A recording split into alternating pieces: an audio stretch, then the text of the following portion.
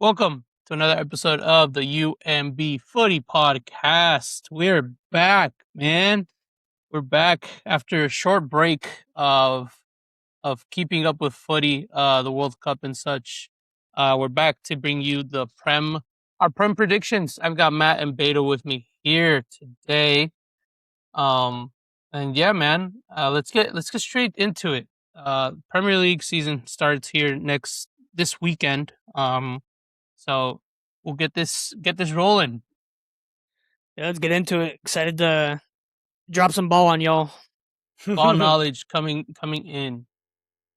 We're gonna work our way from relegation all the way to our champs. The way the format works is whoever 2 out of 3 gets the votes, and as a whole, we'll all have to come to agreements on some of these. So let's get straight into it, man. Relegation.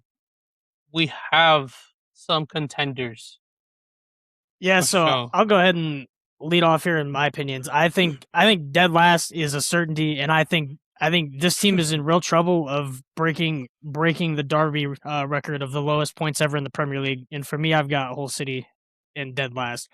I don't think I don't think staying up is like in the conversation for Hull. And if you look at the signings that they've made this summer, nothing really stand like you don't look at any of these signings that they made and you think to yourself, okay, yeah, these guys are, they're gonna make a push, like they're gonna fight. This is championship preparation, in my opinion. They're signing 21-year-old defender from Rayo Vallecano, 23-year-old goalkeeper from Olympiacos, Lucas Harrington, 18-year-old Australian defender.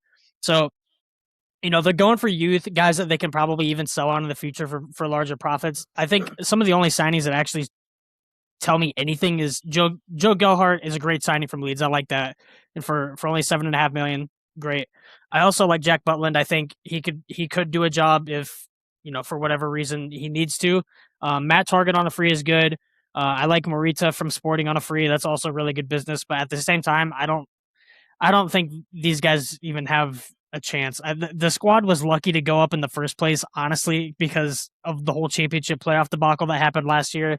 But they did go and beat Millwall pretty convincingly, home and away. So, and then they also had a late winner against Middlesbrough in the final. But to be completely honest, if they were playing Southampton, they probably would not be here right now. They wouldn't be here. So, I think they didn't really deserve to go up. I think the manager's good. I think the manager, he's got a good understanding of probably what he's going to have to do and how he's going to have to play. But for me, this is the most certain thing I could think of in the league this year. Yeah, no, I don't even think they make it to 5 wins this season. They are preparing to go back. They're taking this money influx, getting some young players, and maybe trying to come back for a better run, maybe 2 years from now. But this is not a Premier League team. They have not spent their money on proven talent that can help them stay up. They're, like you mentioned, they're preparing for the future. And that's what they're going to do. I think they're going straight back down. It's a one season up here and then coming back down. I agree with you on that one. Beto, who do you have Yeah, last place? yeah. Last place. I mean, I agree. I mean, not much going on there. Like you said, made a couple signings, but nothing too like major that will help them make a push for. I mean, to either survive or mid table. I don't see them going past like that last place spot. So, I mean, yeah, I think we all can agree that they're going to be probably like, if not last place, at least relegated. Mm-hmm. All right. Mm. So the 19th, I am curious to know who you guys would put 19th. I am debating within Coventry or what else do I have? Either Coventry or Ipswich. I don't think one of these teams are going back down. I don't know. I don't think that they're both staying up this season. Trying to see their transfers and who was brought in. They spent some money. They brought in a keeper from Brian, Carl Rushworth, which will help them. Obviously, it's probably expecting to receive a lot of shots on goal, but I still don't think it'll be enough to stay up. So I guess for me, I'll put I'll do Coventry. I don't know, but Yep. let me know if I'm tweaking. I am in agreement here. I think Coventry goes 19th. I Yeah. think if you look at their squad, they won the championship last season, so obviously it's a good team, but it Mm-hmm. kind of just gives me major Bournemouth vibe, or sorry, Burnley vibes. But also I can't express how much I want these guys to stay up. Like 17th place finish is obviously like they'd bite your hand off at that. I think the squad has like some potential to do that. I think they've made some good signings this summer. Like specifically Taiwo Awoniyi, I think could be pretty good for them if he gets off. He's the kind of player that's not going to really do a whole lot at a club like Forest, especially when they're going to have Europe aspirations again this season after a poor finish last year, but or a poor start last year. They finished pretty good, but yeah, Carl Washworth, good signing. I think they spent 27 million euros on Caleb Urenki from Nordsjælland, and this is the first of probably many that we'll talk about in this episode. But this is the first World Cup purchase that I think kind of happened for them. I think these guys saw this guy at the World Cup for Ghana, and they overpaid like hell for this guy. He scored the winning goal in like the 97th minute against Panama in their first match. But it was a super scrappy, like it just happened to be at the back post, ball floats across inside the six, and then he's kind of just there to tap it in. And I think I watched just about as much of the World Cup as I possibly could. I only missed Yeah. a handful of matches. I watched every Ghana game, and I was not convinced about this guy. He's only 20 years old, so there's a lot of time to develop. This guy is not ready for the Premier League. I am telling you. But he's like kind of one of their statement signings. I mean, Siddiqui Sharif from Fenerbahce, I think, is probably their best signing. 19-year-old from Turkey. I think if he can hit the ground running in the Premier League, this is dangerous. It's dangerous. And they had no problem scoring goals last season in the championship. But I think, a different league, they're going to have to play a different style. They're not going to be able to be as attacking. So I worry for Definitely more Coventry. pressure coming. There's going to be a lot more pressure coming. They're not going to be able to play as front forward as they would like to. And also, even at times in the championship last season, when they would play away from home in tougher grounds, I mean, they struggled a little bit. So they weren't able to break teams down as effectively as they were at home. So I think home field advantage will be a something they need to rely on. They're gonna obviously sell out every week, but when they go away from Yeah. home, especially when they go to tougher places, like God forbid they go to even at Sunderland, a place like that, or at Arsenal or wherever, it's gonna be hostile. They're not gonna like it. I think they're gonna have a Mm-hmm. lot of trouble. And then the squad, I purely just don't think the squad is good enough. I think they have the pieces to be good enough. I think Gustavo Hammer, Jack Rigoni, are good pieces to have in the midfield. And then Frank Onyeka, I believe he's starting the season now with a bit of a knock, but I'm not sure what his timeline is. And then the defense, Van Ewijk and Lata Badere and Bobby Thomas are all good, but are they Premier League level? No, probably not. So yeah, I would say 19th as well, but I would not be surprised if they don't go down. If they're like 17th, 16th, fight until the very last week and they stay up, I wouldn't be surprised on that either, but I don't think the team is good enough. And then Frank Lampard as a manager too. It's like a lot of people Back in the Prem. don't really have a concrete opinion on him, or if they do, they pretty much just think he's terrible. But I actually think Frank Lampard's kind of a decent manager. I think he's done well at just about every club he's been to. At Derby, even at Chelsea, even at Everton, kept them up for however long he did for and when they were going through the mud too. And one thing's for sure, out of Frank Lampard, he's going to get the best out of his young players. It happens everywhere he goes. At Derby, it was Mason Mount. At Chelsea, a bunch of guys, and then at Everton too. So I think it's tough, and it's going to be tough watching these guys go down. But hopefully, they have fun. Hopefully, the fans have fun this year. But I think they could be back if they go down. They could be back in another year or two. So yeah, 19th for me. Anything you'd like to add, Beato?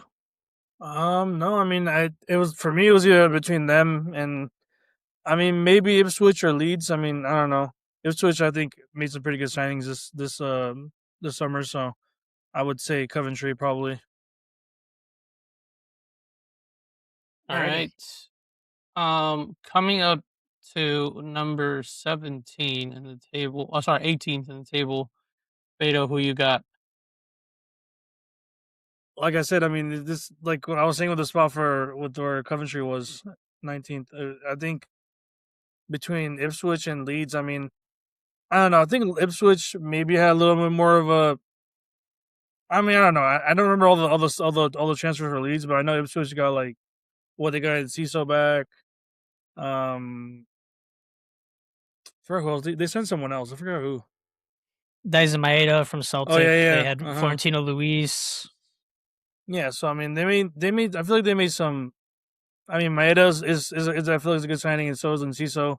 Issa I mean, he had Diop. a decent. Yeah, he said Diop. I mean, he had a great World Cup, and so did. And I think Enciso had a good World Cup at the end. I think he started off slow, maybe also because I think he wasn't really starting until he had that goal against Germany, and then the next game he started and um got shut down by France. Yeah, so I don't know. For me, I think probably Leeds. Leeds. Leeds, Interesting. interesting pull. Okay, I was gonna actually throw a shout to possibly Nottingham Forest. Really? Yeah, yeah. Yeah, they lost Elliot Anderson, which is a big gap for them to fill. They were Yeah. close. They were close to being relegated this past season. Yeah. So I wasn't. That was my shout, but Matt, who do you have? God, this is such a tough one. I honestly, there are a few teams that I think could go down. I think Yeah, personally that Leeds and Forest will both be fine. I think both of those clubs will be fine in my opinion. So I'm not really worried about either of them. Ipswich, I love Ipswich squad. If you go down the list and look at Ipswich squad, I think they have enough talent to stay up, but it's whether or not they actually will.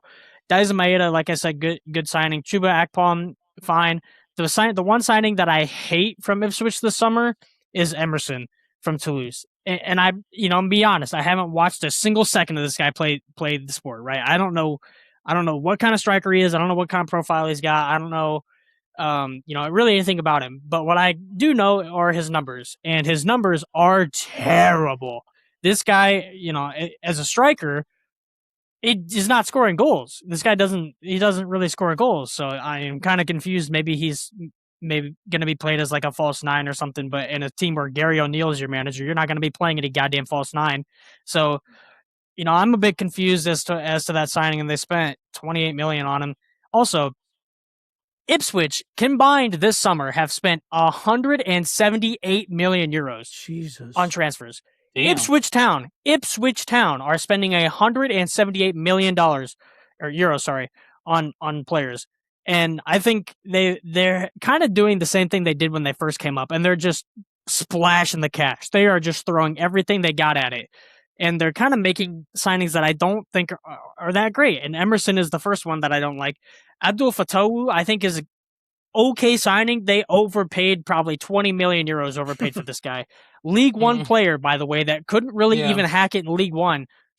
He showed a lot of glimpses in the championship. He probably just didn't care when he was at Leicester last year. So they're gonna bank on him, actually wanting to turn up to the team every week, unlike last season for Leicester. So Florentino Luis, Burnley fans are mixed on this guy. They either love him or they hate him.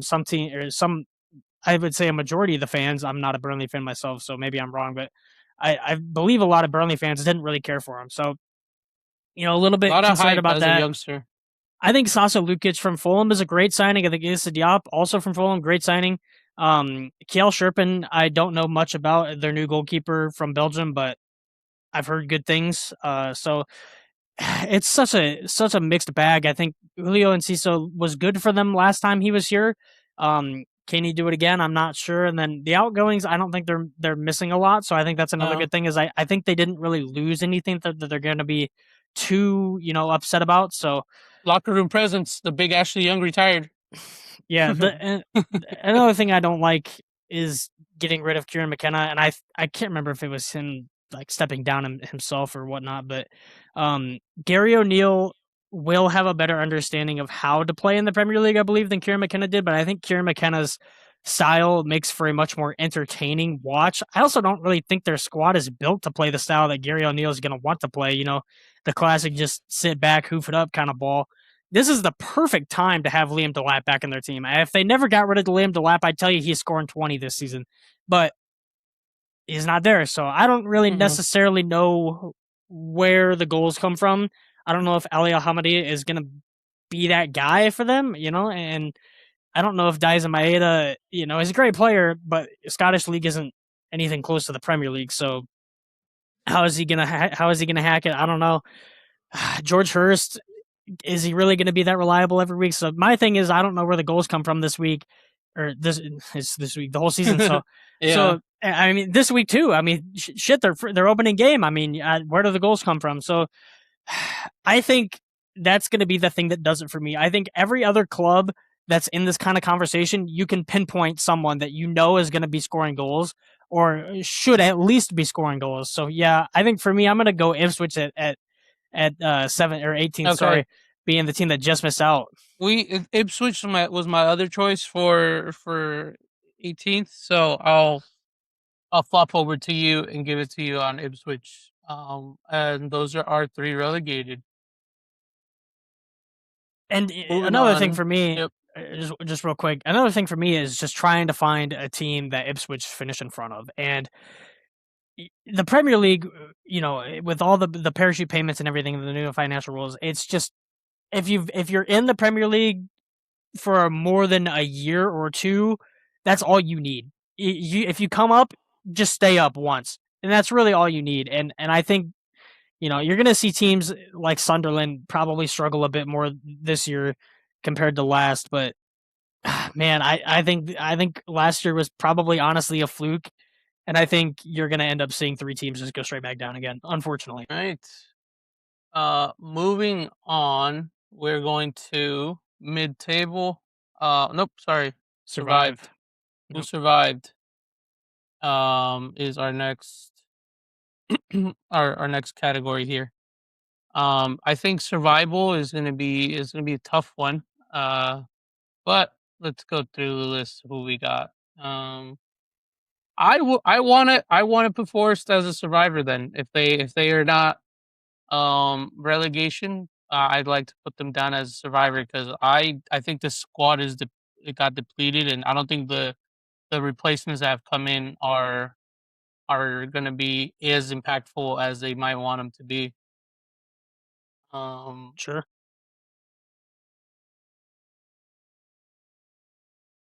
Coming in to not to Forest. Yeah, they lost Elliot Anderson. They brought in Gustavo Sa, 21-year-old, for 20 mil, and then they brought in Uzma Diomande, the center back, for 40 mil, and that's everything they brought in this season. No other. Oh, so a couple free transfers. Also, Schlager from where was he at previously? Well, Saw got loaned back out after they got him. Did He he? did. Yeah, he did. Oh yeah, he's not even at the club. Mhm. GG. So then Schlager is their new, I guess, midfield man coming in from Leipzig. Contract ended, but I don't know. I don't think that this team obviously barely struggled to stay up last season. I don't think enough has changed just to prove that they'll be able to stay up and not fight to be relegated again. So Well, that's who I got. if I may argue this, Yeah. unless Beto would like to jump in. No, go ahead. All right. So the thing for me, I think Forest are going to be completely fine this season, and let me explain why. So last season, they were in the relegation fight, right? They were down there. At the end of the year, they were down there. They ended up being safe by however many points it was. But the thing that I believe is being missed commonly here is that did not include the end of the season. End of the season, their form was up. These guys were winning damn near every week, drawing, getting points every week when they needed to. The reason they were down there to begin with was because of the start of the season. They were abysmal at the start of the year. They could not win a game. And I think they really struggled with the European ball. last year. They struggled managing the squads. They don't have that this year. They're not going to be dealing with that. So they're going to be able to rotate the team a lot better. And to your point, you pointed out the midfield. I would actually argue against that. I think the midfield is totally fine, even without Elliot Anderson. I think Sangare is fine. I think Nicholas Dominguez is a good player. And then not to forget, they still have Morgan Gibbs-White. So even after losing Elliot Anderson, I think, and then you bring in Xavier Schlager as good depth along with Ryan Yates. I think they've got great coverage there in the midfield, to be honest with you. And then even a player like James McAtee can come in and make a difference when he needs to. So I think Forrest will be fine. I think Ousmane Diomande, I don't know a whole lot about him, but I do know that he ends up being a wonder kid in every FM save. So I think, if that's anything to go off of, it's not. But, I would like to think that he'll probably be okay. He's only 22, so I'm sure he'll make mistakes, as is expected. But I don't think they lost a whole lot that they're really going to care about. Awoniyi was kind of at that point where he couldn't really get into the team every week. So, let alone, making starts. So I don't think they're going to miss Awoniyi too much. I think, they lost David Carmo, who, okay, great. I don't know what his appearance numbers were last year, but I know he was not an impact player. Angus Gunn, they lost, don't care. Stefan Ortega, they lost, don't care. Jota Silva and Gustavo Sa, they loaned. I don't necessarily agree with loaning Gustavo Sa back, but whatever. Maybe they just didn't believe he was ready for that step yet. So I think yeah, hella people went to fucking Olympiacos. So I just don't think they lost a whole lot, and I think that the signings, although there's only 4 of them, are good enough to keep them, around like the mid-table spot. So okay. I think their main thing last year was just getting off to a rough start and then struggling to deal with the squad rotation and injuries through Europe. So I think that's kind of what kept them down last year. But I think more importantly, you need to look at how they ended the year last year. And not to mention, Oliver Glasner is a fantastic manager. Fantastic manager. I think he will excel with a squad like this. So for me, Nottingham Forest, far away from the relegation battle. All right, fine. Who do you got then for survivors? Well, I'd like to hear Beto's input first before continuing.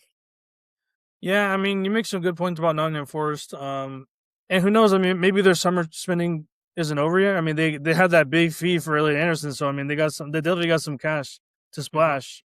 So who knows if their summer transfer window's over? But I don't know. I'm just still not convinced by Leeds, man. I don't know. I mean, what is your opinion on them, man? I mean, I know you have a deeper analysis, so I Sure. just don't think they've done enough in the transfer window, and they I think they let a lot of players go. Yeah, so Leeds for me are one of those teams that could really capitalize this year on other teams having Europe. So teams like Sunderland, Bournemouth, whatnot. I think those kinds of teams will struggle a little bit to manage and rotate their squads. I think the Leeds business in the transfer window this summer was fantastic. Mm-hmm. James Trafford, by the way, 6 months ago, James Trafford thought he was going to be starting for Man City. Nope. This guy is now, Leeds' number 1 goalkeeper. This guy is, was in the England squad, albeit didn't play. So great. This is a great signing for a club like Leeds. He could have easily gone somewhere better, say like Newcastle, Everton, any club with like a higher, even Aston Villa. They ended up getting Zion Suzuki, but he easily could have gone to a club like that that's pushing Europe, or not Champions League. So James Trafford, great signing. I think Tariq Muharemovic is how you say it? Muharemovic. Yeah, okay, I got it right. I did not watch a lot of Serie A last season, so don't take this opinion with a grain of salt. But from what I've seen, highlights, montages, compilations, and then the stats. Sorry. Oh, World Cup. World Cup for Bosnia. I thought his World Cup wasn't like amazing, but it was good. I thought he was one of Bosnia's best players. They signed him for 37 million euros. Maybe a little too high right now, but I think this guy could be totally rock solid at the back for him. So I love that signing. I think Nico Elvedi, another great signing for only 8 million euros, 29-year-old center back, also had a pretty good World Cup for Switzerland. I think that's a fantastic signing. And then this is one of the signings of the summer for me is Harry Wilson from Fulham for free. They got Fulham's best player for free. this is exactly the kind of guy that's going to come into Leeds and elevate them instantly. He's not going to need to adjust to the league. He's not going to need to adjust to the system. This guy's going to come in and up the squad level. So I think the one downside, also looking at the departures, I think Pascal Struijk is kind of a bit of a loss. I'm not going to lie to you. I think that's a bit of a loss. But you replace him with Muharemovic anyways. So I think it's kind of just 1-for-1, to be honest with you. I don't think they're going to miss Struijk that much, but my understanding is that he was a bit of a leader in the dressing room, so maybe they will. But Joe Gelhardt, I thought I don't like that they gave up on him. They sent them to Hull City, but at the same time, get what you can for him at that point. So Ilya Millier is gone. Thank God. Thank God they got rid of Ilya Millier, dude. That guy was awful. That guy was terrible. And then they replace him with someone that's 100 times better. So I think the transfer business was just beautiful this summer. I would have liked to see them keep Joel Pirro, but instead they loaned him out to West Ham. Championship, I think, is probably his level, but I would love to see him do great in the Premier League someday. Granted, he's 27, so he's running out of time. But anyways, I think Leeds, when you put all of that on top of their existing squad, and let me just go through some of the players they've got. Noah Okafor, great player. Calvert-Lewin, when healthy, can be a great player. Can be. Yeah. Wilfred Nanto has a hamstring injury right now. Ever since I've seen this guy a few years ago, I am one of the biggest Wilfred Nanto fans in the world. I swear. I think this guy has unbelievable potential to become a wonder kid. My understanding is he struggles with attitude issues, and sometimes doesn't put in all the effort, and then he's also a little bit injury prone. So it got a lot of limitations. But I would kill for this guy to be great. Lucas Nemecha, great depth to have. And then you look at the midfield, you're adding Harry Wilson to a midfield that already has Ethan Ampadu, Ilya Gruev, and Anton Stach, who, by the way, amazing for mid-table. That's just the epitome of mid-table right there, is a midfield trio like that. And then you also have Sean Longstaff in there. Sorry. And then, Brendan Anderson can play in the 10. He's not going to be someone that starts every week, but he can score goals. We've seen it before. He can score goals. Defense looks fine. Muhamerovic, Yakabayo at the back, Nico Elvedi, and Joe Rudd on there as a group of 4 center backs that can all do a job in this league. They've all proven it.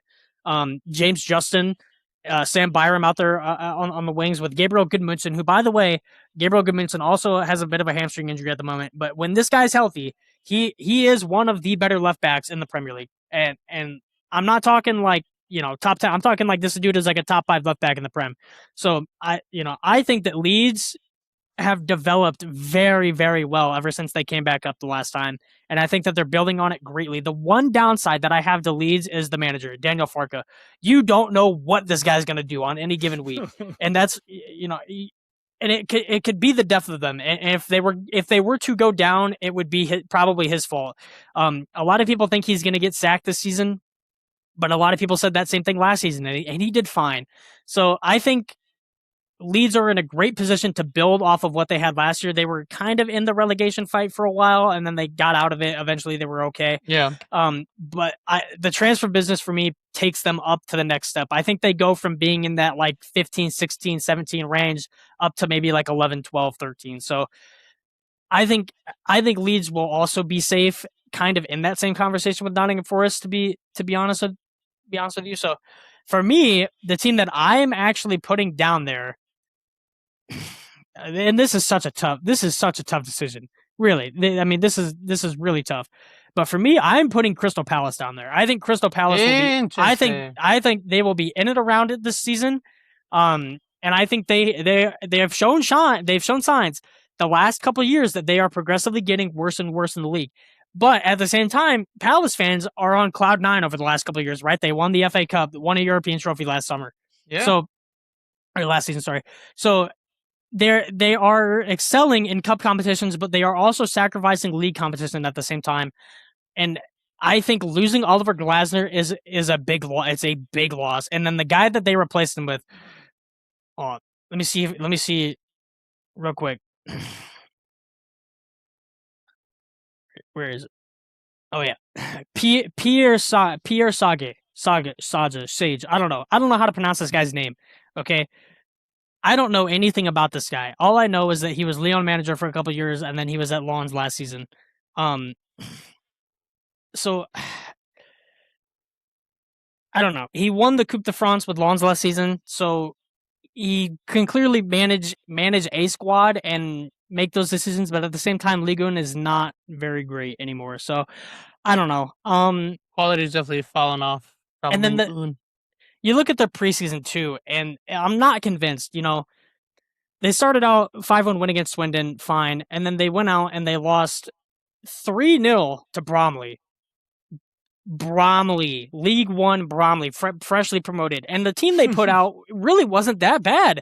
I mean, seriously, Will Hughes played, Matheus Franca played, Roman Esse played.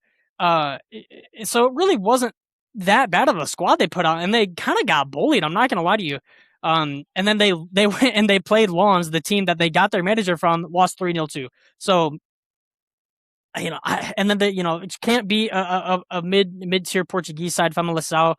They beat Alula, and then they beat Fulham narrowly, and then they got 3-0 by Freiburg. I mean, the preseason, I'm not going to lie to you, this preseason's ugly.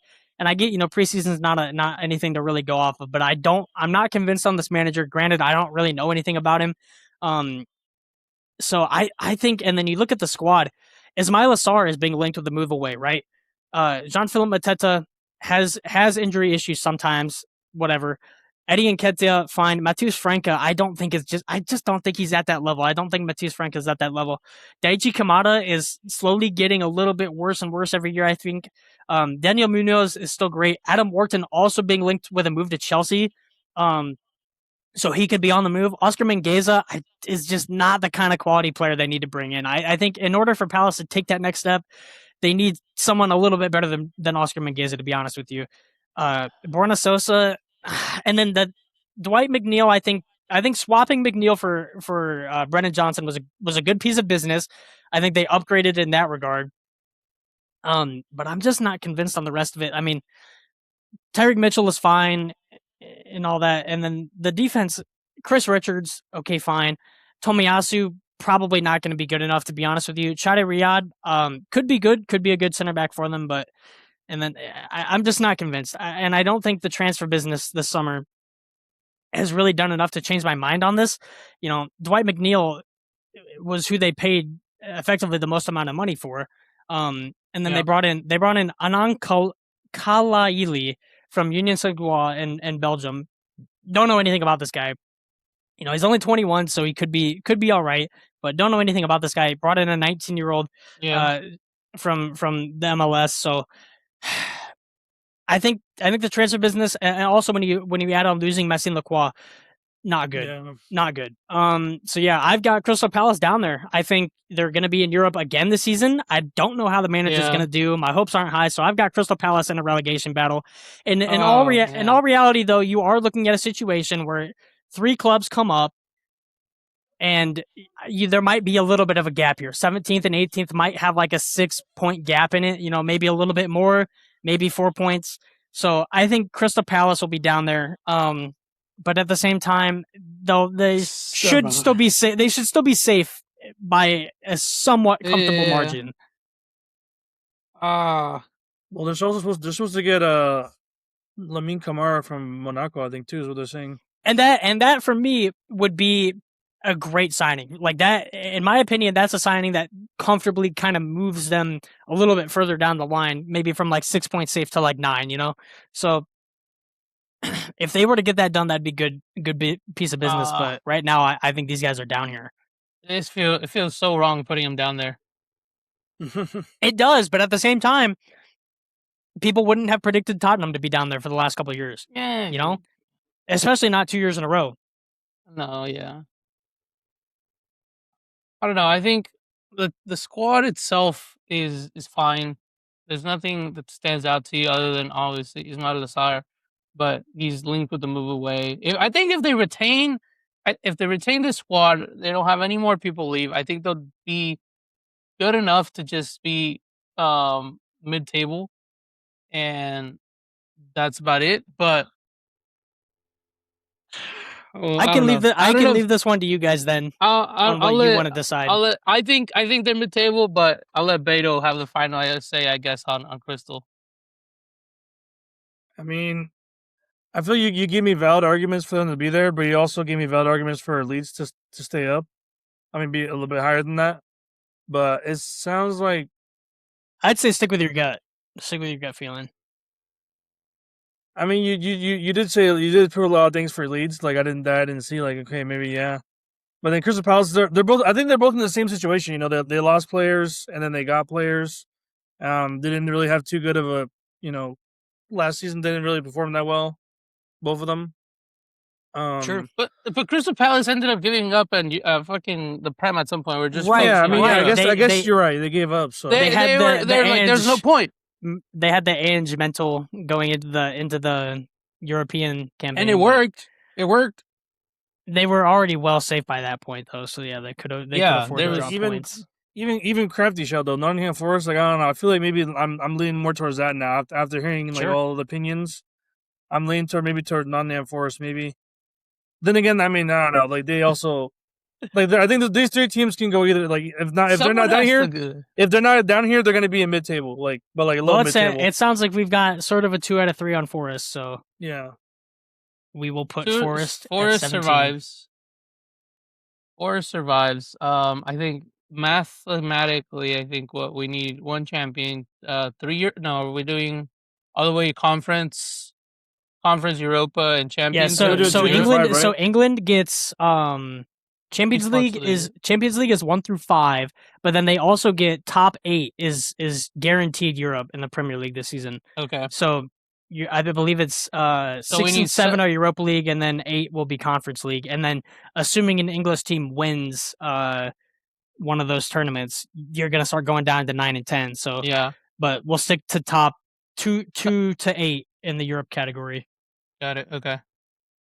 So All mid-table, I would say maybe you do like 13 to 10, and then or 13 to 11, and then 9 or 10 and 9, just missing out. Or we could honestly just get rid of the just missing out category, and then just do maybe. mid-table as like I think we can do just 13 to 9. I think we can keep just missing out because I feel like Okay, there's some teams that can fit that narrative this year. alrighty. All right. So then we have 16th. 16th place. Matt thinks that Leeds will be fine. I think now you're starting to bring other teams into the conversation, in my opinion. So Yeah. let's Fulham. Brentford. I think for me, it's Fulham and Sunderland are kind of the two that you need to start considering at this point. I think let's go into Fulham real quick. The Fulham had a couple of rivals. They brought Arbeloa has come in as a manager. I'm not convinced that Arbeloa as being a head coach. There's brought some there's some shit Gonzalo going on there, Garcia. bro. There's like some Real That's, Madrid that's what I said. Real Madrid That's black what I magic said. going on here, bro, just to give Madrid some money so they can buy more players. Yeah. They brought in Gonzalo Garcia. They brought in Cesar Palacios.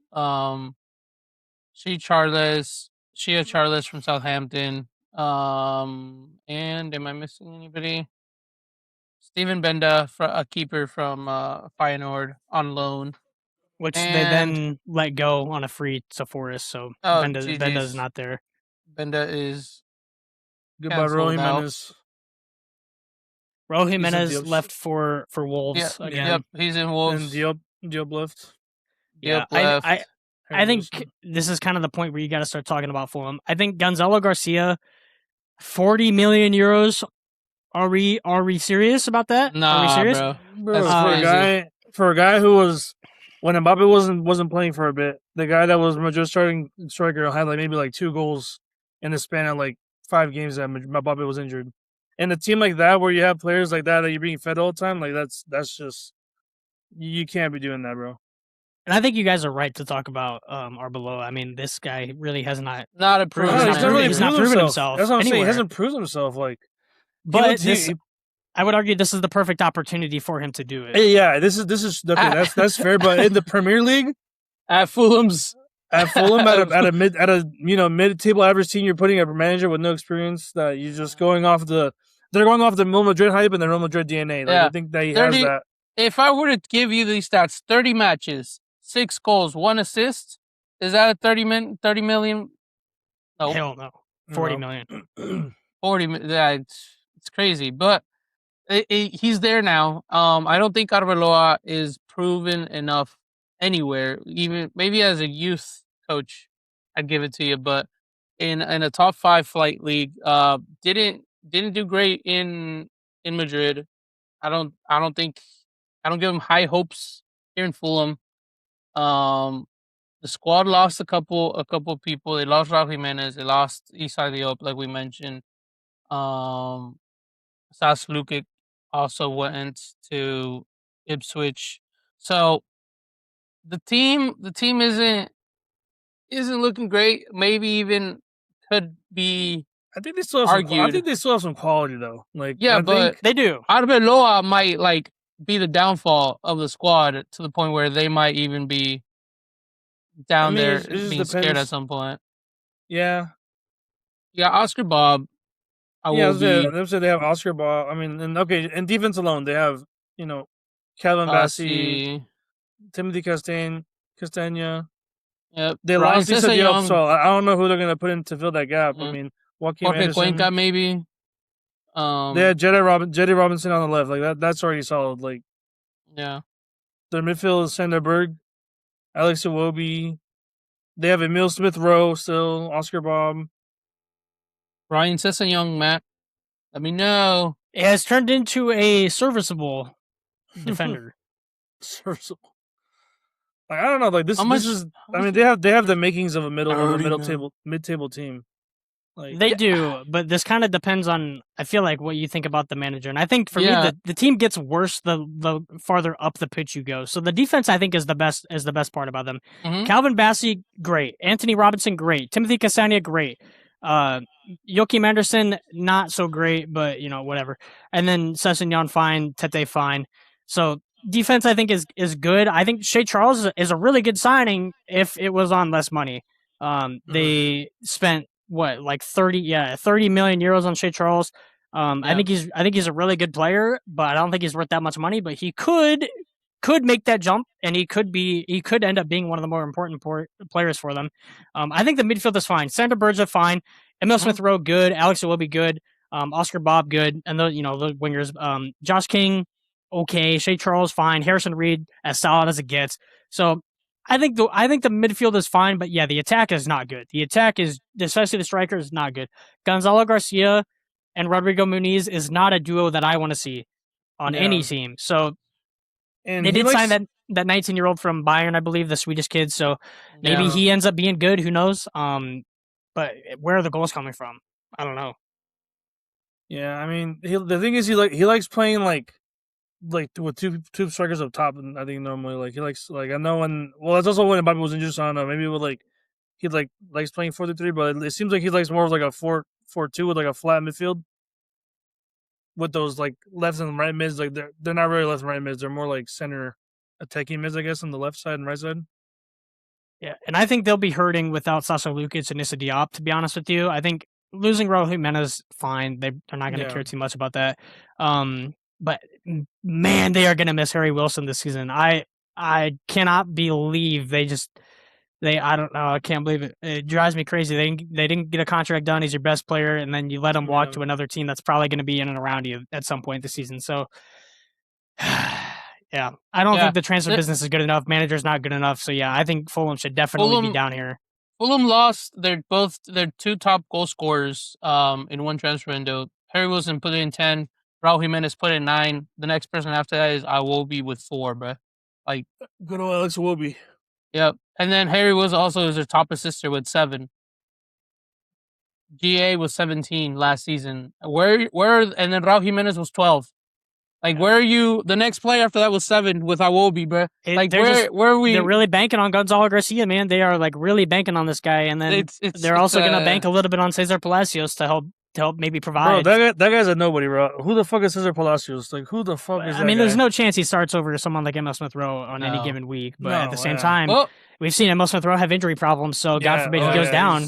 He's prone. Yeah, he needs someone to step up. Gonzalo Garcia, this is like, I mean, this is what like Madrid fans are probably like thinking, like he needs to go somewhere else and get some playing time, and like maybe This is Morata all over again, bro. yeah, I mean, he could be the next Morata, or he could be like, I don't know, he could stand out. I mean, he's still young.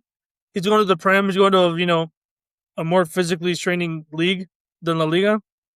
He's going to play some really good fucking defenders versus La Liga. You might play a good defender like only like when you play Barcelona or like Atletico Madrid. But besides that, there's not too much quality. But in the Prem, like I think a lot of teams have like the defensive level is higher in the Prem. I feel like. Oh yeah. And the physicality level too. So I mean, Gonzalo Garcia, he's kind of a big guy, not too big, but he's not like a small striker by any means. He's like a medium. He's like that Morata size. Like he's big enough to get balls in the air too, but he's also big enough to like body hold himself up. So curious to see, but the Barca in me is trying to hate, but this could be good. This could be good for him. I mean, he didn't have too much time to shine. Only when Mbappe was injured or the end of the season when the season was already done, he got his playing time. But I don't know. But then again, like we said, we're not too sold on Arbeloa, so like we don't know what he can do. We don't know what he's capable of yet. He had like 6 months. I think Arbeloa might be the downfall of this team. The squad itself is fine. I think they would be fine in mid-table, but Arbeloa, I think this is sink or swim.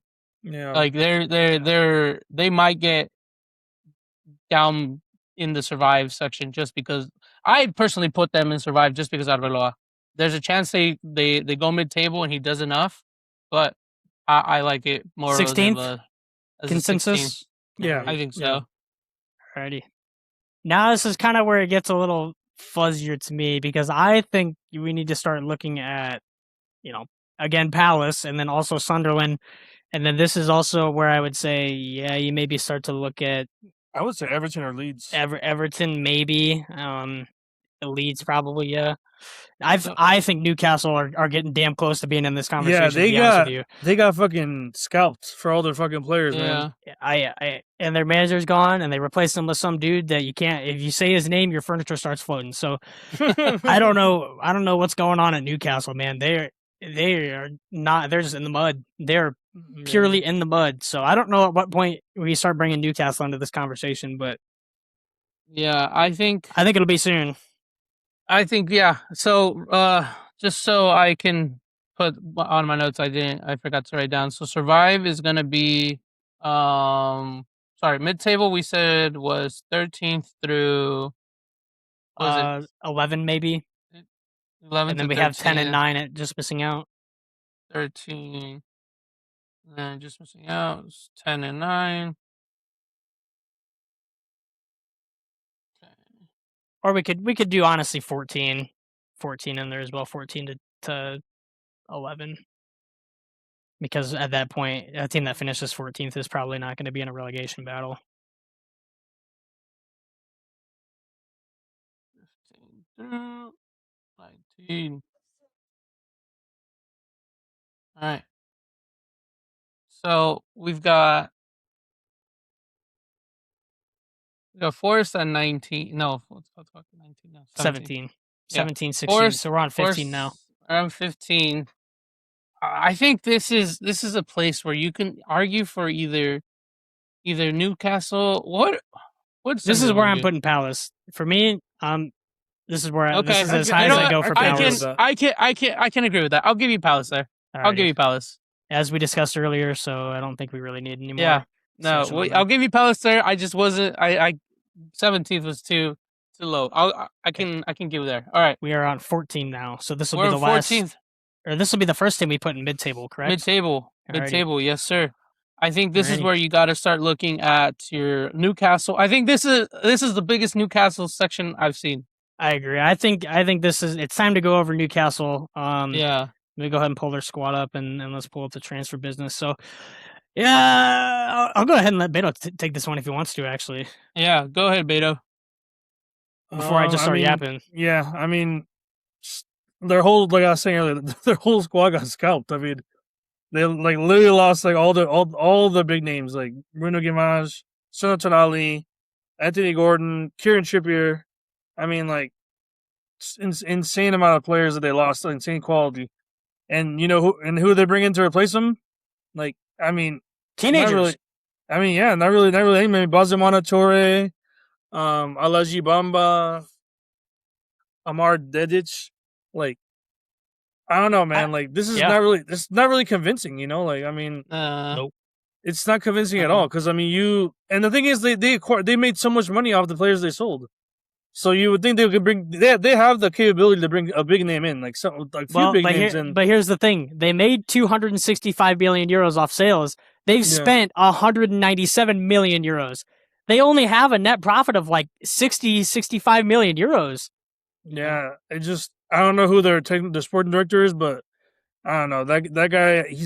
I don't know. He needs to make some better decisions, or like I don't know, because this squad. I mean, they lost so much. They lost the whole midfield pretty much. I mean, Bruno Guimaraes and Santonali, like that's their whole midfield gone. Like I mean, those guys started like almost every single game for Newcastle last season. Yeah, that was the pairing. That was like literally that was the deadly duo there. Like physicality and press in the defense. Yeah. And now you're left with Joe Linton. Yep, you're left with Joe Linton, Lewis Miley, Joe Willock, and then Alaji Bamba, Sean Stewart, Rory Finneran. I mean, and let's not even get started on the attack. I mean, like, oh my, this stinks. I mean, like, you brought in Bazamuna Torre, but you got Yohan Wissa. Like, I think the attack is fine, personally. Yeah. I think Yohan Wissa can be really good. He proved it at Brentford. He can be really good. Voltamade is okay. I don't know. Okay. Yeah, he's still young. He still needs to develop. But he just came in, hyped. Like he was supposed to replace Alexander Isaac, and he just didn't come in and do that. But I think everybody also understood that was a panic buy at the time because they missed out on Isaac and then they missed out on Ekitike. They wanted two main targets. Yep.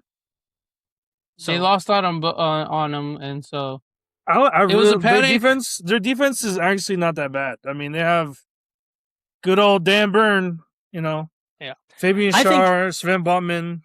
The player I'm looking at the most in this attack this season is William Osula. I think this guy scored 7 goals. I think he only started like 8 games in the Premier League last season. He is the player if he steps up, and he totally could, I think he could be their main guy, and I think he could score well over 10 goals, to be honest with you. If he's playing, like he did last season. I think Harvey Barnes is also a really good left winger. Yeah. I think Jacob Murphy and Anthony Elanga is fine on the right. They're gonna miss Anthony Gordon, but at the same time, I think if they were to get rid of a player in one of their better positions, Anthony Gordon was probably the guy to leave, or to miss out on. So I think they'll be okay on the wing, personally.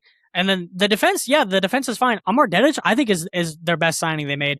I don't love a lot of the other signings, so the bar is not really that high here. But I think Amar Dedic is probably one of the better signings. I also think only 36 million euros for this guy is honestly a bit of a steal. I mean, a really good right back, especially for Benfica. Had a decent tournament at the World Cup. So, and then you partner that Dan Burn. You know what you're getting with Dan Burn, brick shit house. Corner king. That kind of guy. Malik Shaw, really, really solid at the back. Tino Livramento, great. Lewis Hall, great. Sven Botman, good. Serviceable. Fabian Schär is still, regressing a bit, but can still play.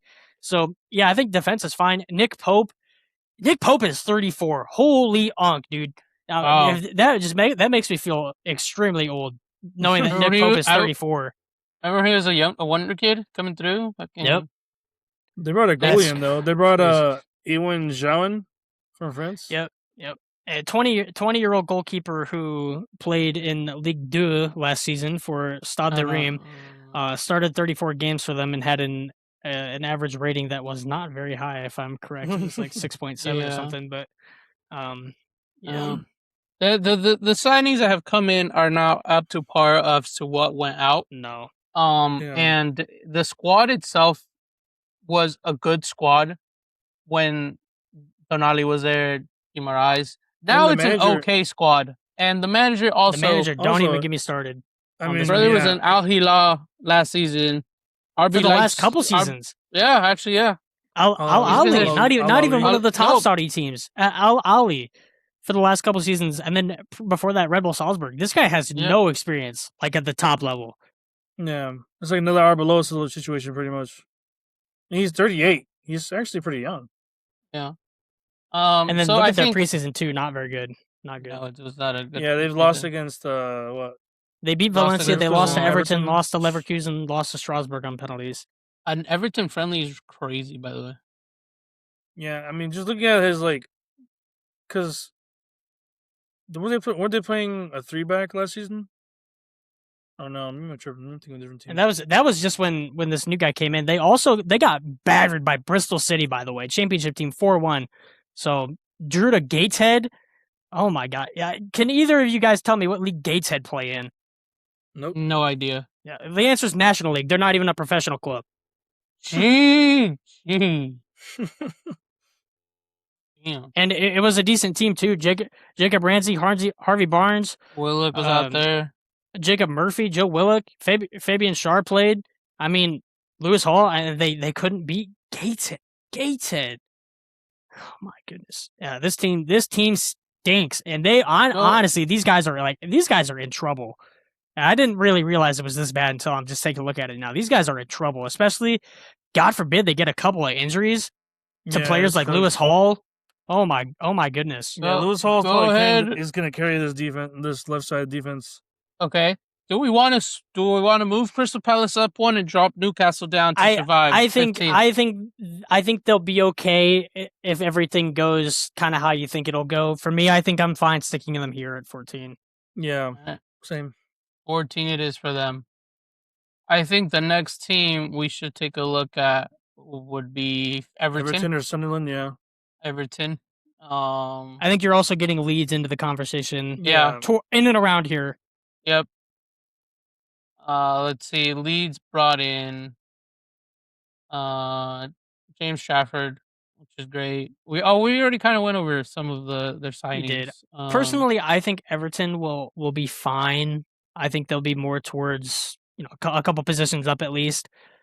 So I've got Everton a little bit higher if we would rather focus on a team like Sunderland per se. We could jump to Sunderland, yeah, for sure. Sunderland. Oh, we've been active. Lots of loans coming in. Yeah, so Sunderland, they only actually made one transfer, and it was Thomas Meunier for free. So they've spent a total of $0 so far in this window. Mm-hmm. And now they have Europe this season, and then they got rid of Mayenda, which I hate. I hate that. I was such a big Mayenda believer, dude. This guy was tearing it up like no one's business in the championship, and I'm really sad they let go of him. I thought he had genuine potential, so they got rid of Masuaku Pembele. Mm-hmm. I mean, I think the reason that they're here, in my opinion, and not higher like they were last season is just purely because they haven't brought anyone in. I like the manager. I like the squad. They've got good depth, but now they've got Europe, and they've made no significant additions to this team. That's not going to be enough. And I think they'll be okay. They'll probably end up going out of Europe a little bit early because they're going to definitely prioritize the Premier League more. They can't go back down. They'll get parachute payments for like a couple of years, I believe, but they can't go back down. Otherwise, the whole project is jeopardized, and they would probably end up being in a bit of a hole financially. So, I think they need to spend a little bit more money and bring in just a couple of guys. Honestly, just bring in 2 or 3 guys that can be solid depth options in the Premier League, and I think they'll be fine. But yeah, I think this is the perfect spot for Sunderland, to be honest with you. Yeah, I mean, just looking at their squad. And the history and the fact that they're playing in Europe this season, that I can agree with that. Linked with Matthias Sule. Yeah, Timothy Weah was linked to them at some point. Interesting. All right, we can go ahead and park them there. Alrighty, we will. I have no argument there. Just above their arch rivals. Yep, they will love that. Alrighty, now I believe we are. For me, I would start looking at Leeds. Maybe Bournemouth get in here at this point because Bournemouth will also have Europe, and then they did go through a managerial change. No, Everton. I think Everton honestly could be in the not the missing out. missing out. I would Really? have them probably 9th or 10th. I think Everton I would probably have in and around like 10 or 11. So I think we're on position 20, 17, 16, 15, 14, 13, 12. We're on 11. Are we? No, I we think they're are 12, right? on 12. Mid-table is 11 through 14. Yeah, but right Yeah. now we're on 20, 19, 18, 17, 16, 15, 14. Yeah, 12, right? 14. So 14 we have Newcastle. Yeah, so 13, and then 13 13 is Sunderland. So we're on 13 12. Sunderland. 12. Okay. We're on 12. Yeah, I'd say this is probably the perfect spot to put Leeds, to be honest with you. Yeah, I mean, I can agree with that. Looking at I'm the squad, happy. I'm happy parking him there. Alrighty. So that's Leeds, and then we'll have one more 11. team 11th. in here. yeah. I'll take your guys' opinion on this, on who you think Alright. should be the last team here. Oh man, man, I was looking at Everton, Let's- but I feel like and- you're right. Brentford or Bournemouth could go here. And just a quick question, so we don't lose sight of it, because I know you guys have a very different opinion than me. At what point do you start talking about Spurs in this whole thing? they were my next one up. At buddy. what point do you guys start talking about Spurs? No, because I'm here for it. I'm ready to go whenever that happens. I think they barely make Europe. I think they barely make Europe, or like they're like 2 spots into Europe. Like maybe like Alrighty. Just making sure we don't forget about them, because No, I have high hopes for I them. ain't They for- made I ain't a lot forget. of good transfers. So I mean, we obviously everyone. I know the Spurs fans the most have the highest hopes, but I think everyone after 2 years down in the dumps, you have to do something. And like I think De Zerbi is like the perfect person to do that. And I think the buys they made, I think Spurs is looking. They're sitting pretty right now. Like they're sitting prettier than like I would say Chelsea and Man City right now, because those two teams are really. like those two teams. Chelsea's been in the rebuild for the past like 3 years, but every time they rebuild, they break it down and rebuild again. So like they keep resetting their progress. Like they forget to save their fucking progress on their fucking campaign. And City is just, I didn't like what I saw against Arsenal. I don't know, man. Just Enzo Maresca. So- I don't know. I think the club that I would put in this next spot would be Brentford. I can agree with that. Apologies, not Brentford. Brentford. Bournemouth. Sorry, Bournemouth? Yes, purely for the fact that they will be without Eli Junior Krupi for a while. Yeah, honestly, he's out. Yeah. I think they're gonna miss him for the first like couple months of the season. Went through a manager change. I like Marco Rosa, but I kind of a similar style to Uriola. But also the fact that they've got Europe, they're going to be juggling that, and I don't quite think the squad depth is at that level to rotate and consistently still push for Europe. So I think this is where I would put Bournemouth, and this is totally fine. You're relying on. I mean, well, you go through the squad here. Evan Nielsen is probably going to end up being the guy that starts the majority of the games, and he's good, serviceable. Totally fine to have him up there. And then you've got Ryan as well with Justin Kluivert, Alex Scott, great in the midfield. Tyler Adams has always got some sort of injury. I love Marcus Tavernier. I think he's really good. And then you're looking, into the defense. Antonio Silva, great, solid at the center back. Julian Araujo has a bit of a thigh injury, I believe, so I'm not sure how long he's out for.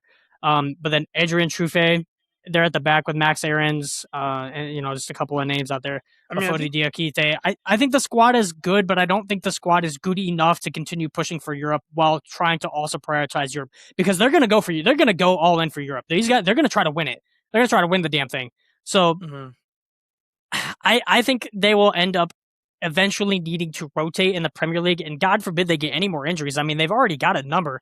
Adley injured, Eli Junior Krupi injured, Tyler Adams a bit of a knock, David Brooks knock, Julian Araujo injury. That's 5 injuries before the season's even started. So, I think this is where Bournemouth should be personally. I don't know. I feel like on paper, Everton looks like similar to this team though. Like if you look at it, like and then the signings they made, they're both kind of right. the same. But Everton will only have the Premier League to focus on. They're going to be fully rested and fit every week. They're going to have probably significantly less injuries. And then David Moyes, I think Everton's transfer business. I think David Moyes got this perfect in the summer. I think Brennan Johnson, fine. Merlin Roll, great signing. He was great for them last season when he was on loan. Tyreek George, great signing. Hayden Hackney, one of the best players in the championship, unbelievable signing for less than $20 million. Christian Nørgaard, brilliant signing with experience. And who did they lose? Dwight McNeil, which they kind of just swapped for Brendan Johnson. Not even the same player, in my opinion. Dwight McNeil is levels above him, but who else did they lose? Idrissa Gueye, 36, Seamus Coleman finally retires, I think Everton lost nobody and gained a bunch of very valuable assets, and they're going to. I think they're going to be one of those teams that capitalizes on other teams not having Europe. I think I agree. We could even jump in putting. Personally, I would put them on just missing out. I don't think they're going to go to Europe, but I think they'll be in just missing out. Right, but I believe they should be above this conversation for mid-table. Yeah, we could just. I think mid-table, because of them being in Europe, I think Bournemouth will fall to the European schedule, and end up. So just do we agree? Mid-table. Bournemouth? I think so. Alrighty. All right. Mid-table, we decide on Bournemouth. That leaves just one more team, I believe, for mid-table. Nope, or are we that's done? all of them. There's 2 teams now and just missing out. All right, just missing out. Give me 10th place. The Tottenham Hotspurs. Interesting. Yep. I think you will not be fighting relegation, but I think the Tottenham Hotspurs will be just 10th place. No, I think the curse is over. I think they make it to Europe. What part of Europe, that remains to be seen, but I think they have a fighting chance. This is a tough position for me, honestly. I think for me this is between 3 clubs. This is between Brighton, Brentford, and Everton. Yeah. And I want to hear the okay, so then I'm ready to speak. I would like to touch on the Coys, because I think we're either going to the Coys we're at this point where they're either just missing out or they're in Europe. Do we feel they're in the? Well, considering you just named 3, I think you 2 think that they get Europe. So I guess we could skip off of them, but I think they will miss out on Europe. Well, if you'd like to officially go over the Spurs, we can do that. We can go over the Spurs. So I'll take us through it. So Beato kind of touched on it earlier.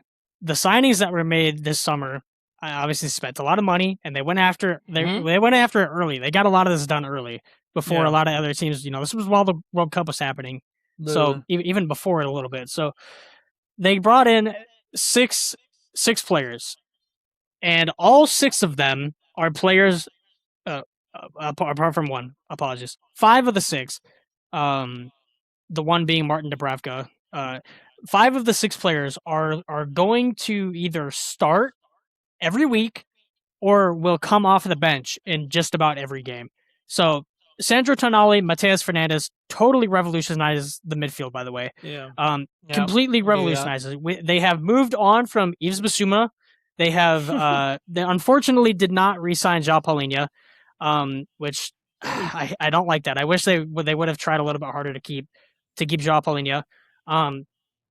But this subsequently takes a lot of the pressure off of younger players like Lucas Bergvall, Pat Matar, who couldn't necessarily carry the full load by themselves. And these guys are good. These guys are good, solid depth players, but they're not like carry the midfield forward all by themselves type of players. The midfield now consists of, like we said, Pat Matar, Sandro Tonali, Conor Gallagher, Lucas Bergvall, Rodrigo Bentancur, Mateus Fernandes, sometimes Archie Gray, but he's kind of becoming more of a defender now, or wingback.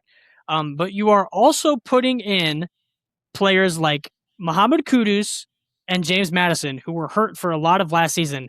These are guys that are starting the season out with still recovering from their injuries, but they will come back a month, maybe 2 months into the season, and it will be like adding more new signings to this team because they've only played limited amounts. James Maddison played a lot in his first season here, and he was phenomenal. He was really good. Gets hurt, right? Team starts to drop off. Gets hurt early last season. Team starts to drop off. So the thing you're looking at is you're getting a lot of these players back. Xavi Simons is going to be out for a long time, so kind of forget about him. He's not back to like January, I think. Yeah, it's going to be a long time. And then we have also finally seen footage of Dejan Kulusevski in training. So when he's alive? He is alive. He is training. He's out there.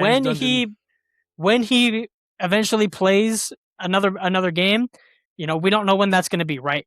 But people forget that Dejan Kulusevski was very good for this team. He was one of, if not their best player. Obviously, he's not going to come back at the same level. He's probably going to be a little bit slower. Might have lost a little bit of a technical touch, whatnot, but that's fine. The defense and the midfield are very good, and I'm talking very good. Pedro Porro, as seen in the World Cup this summer, is one of the best right backs in the Premier League. I won't go, one of the best right backs in the world, but is one of the best right backs in the Premier League. I think he's the best in the Premier League. There's never much arguments. I would say that personally, but trying to step back from the bias, I would say he's one of the best right backs. Reece James would like to have a word with you. Reece James suck it. He got benched at the World Cup. Reece James is also very good, but he's also kind of playing at like a defensive midfielder role now. Yeah. He's injury prone. There's some weird stuff going on with Reece James now. I don't know how Xabi Alonso is going to use him, but anyway, so Pedro Porro, Mickey van de Ven. I'm telling you guys, Mickey van de Ven is that guy. He is a very, very solid. I'm not going to say he's one of the best center backs in the Premier League. That'd be ridiculous to say that. But he's very good. I'm telling you, he's very. The pace on this guy is nuts for a center back. Also, he can cover at left back when needed. Marco Senesi, 29 years old, unbelievable signing for free. Yeah. Because this guy, he may not start every week, but he's a very solid, reliable depth option. You know what you're getting out of this guy. He's a very, very hard worker. He's going to put in a shift every time he comes on. Jan-Paul Van Hecke, for I think it was like 52 million euros or something like that from Brighton. Very good signing, right? Comes in to like technically replace Luka Vuskovic, who wasn't even going to start, let alone play probably at all this year.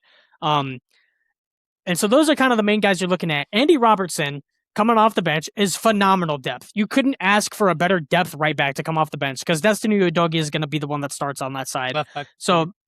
So you've got, and then also at center back depth, you're looking at guys like Kevin Danso and Ben Davies, who, although they're not the best players in the world, they can be relied on most of the time. They've got plenty of mistakes in them, obviously, but when they're not having to start every week in, week out, they're good players to have in your team.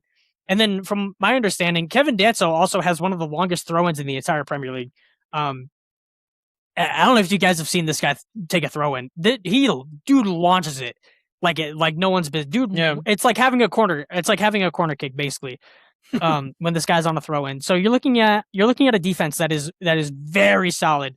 The only concern I have with it is kind of the same concerns that we had with Ange, where that De Zerbi's going to probably play a bit of a higher line. They will get exposed. They will get exposed at some point, and probably sooner than later. But I think the attacking prowess in this defense, especially with guys like Pedro Porro and Mickey van de Ven, is unbelievable. It's like Porro's ability to not only go forward, but to also be a man is second to none amongst wingbacks in the Prem. Mickey van de Ven, you've seen it happen multiple times now, will literally just go on runs. He'll take the ball, he'll pick it up on the edge of his 18, and he'll drive to the enemy opponent's 6-yard box. And he'll do it all himself. He can go on these kinds of runs. And Van de Ven's recovery is also really good, because of how fast he is.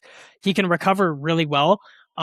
Sometimes his positioning in the box is not great, and his physicality is lacking a little bit at times. But it's adding in these depth pieces like Senesi and Van Hecke, in my opinion, that are really going to shore everything up defensively. You've got more players that you can rely on, and where it's not just, okay, Romero or Van de Ven get hurt, you're screwed. You're relying on Radu Dragusin, who they did get rid of Christian Romero. That's been coming for years now. We knew that was going to happen. I liked Christian Romero a lot. I thought Christian Romero was really good. The way it ended, it sucks. Like, it sucks. The dude was talking about like joining Arsenal by the end of it. Like, it's just stuff you don't want to hear from the guy that was your club captain. So, but whatever. We unloaded the guy that didn't want to be here. Like, that's great. That's all you can ask for. You got money for the guy that didn't want to be here. Great. They also moved on from Guglielmo Vicario, and Antonin Kinski will now be the number one. And I think the rebound this guy had after that Atletico Madrid game has been phenomenal. Without Antonin Kinski, we would have got relegated. genuinely, because some of the saves he made, I remember against Wolves, dude saves a perler free kick in like the 97th minute to help us actually win that game and get 3 points. If he doesn't make that save, Spurs probably get relegated. And then it happened again in another game down the line. I can't remember who that was against, but he did the same thing a couple of weeks later that got us points. So goalkeeping and defense, I'm not that worried about as of right now. Injuries can obviously change everything. But Kinski number one keeper? Kinski is number one without a doubt. Okay. Without a doubt, Kinski's number one. Dubravka will be number 2, and then Brandon Austin will be number 3. And I think Dubravka is a perfect goalkeeper to have for the cup competitions, Carabao Cup and whatnot. They'll have Dubravka in there. Perfect. Take a load off Kinski. That's fine. And the midfield, I already touched on, very solid depth. You've got a bunch of guys in the midfield that can all be very good. And then I think a midfield 3 of Tonali, Fernandez, and then whether you put James Maddison in there, is very good as a 10. I think it kind of depends on where De Zerbi wants to play Fernandez, because he might also want to play him in a 10. So, but if he wants to play Fernandez in an 8, Tonali in a 6, and then Maddison in a 10, I think that's an amazing midfield trio. I think when all those guys are fully healthy and fit, you're going to see genuinely they will be very hard to essentially take the ball off of. They're going to dominate possession. And then they also have the creativity of Fernandez and Maddison is going to be very good. They're going to be, relying on those guys probably without Kudus and Kulusevski for the time being to create the majority of the chances. The main problem of this team is the attack, and it's awful. Like, it's terrible. The number one striker right now is Richarlison, because Solanke is still out with an injury. And even when Solanke's been healthy, Solanke's not that great, to be honest with you. They kind of thought that he would continue his Bournemouth form. He really hasn't. But also under a new system with De Zerbi, it's totally possible that Solanke is able to rebound whenever he does get back in there. Matthias Tell is very unpredictable. As 1 week he's shit, the next week he's very good. So you don't really know what you're going to get out of him. When Xavi Simons is healthy, again, also very good. They played him a bit on the wing last season. I know he doesn't really like to play that. My understanding is he kind of likes to be in the 10. He's essentially but he can also be on the right wing where he was last season, and he put in good performances. Not every single week, but majority of the time. Wilson Odobert is also going to be hurt for a long time too.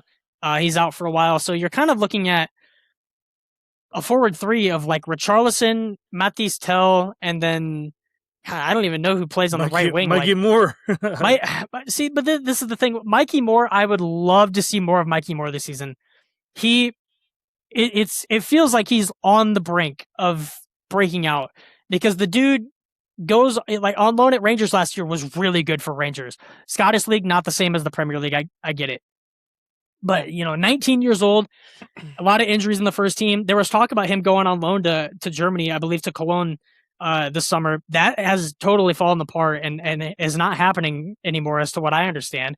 But at the same time, they're also looking, it's basically mostly confirmed, like 90% confirmed from what I hear, that they're going to bring in both Savinho and Cody Gakpo. And although neither of those guys are like superstar level, it's exactly what the attack needs. They need more, they flat out kind of just need more players in depth. And it doesn't really matter that they're not going to be like superstar level players, because when you've got a full 11 of guys that are very, I would say above average, not quite superstars, but above average as a collective unit, they could end up playing well above their potential.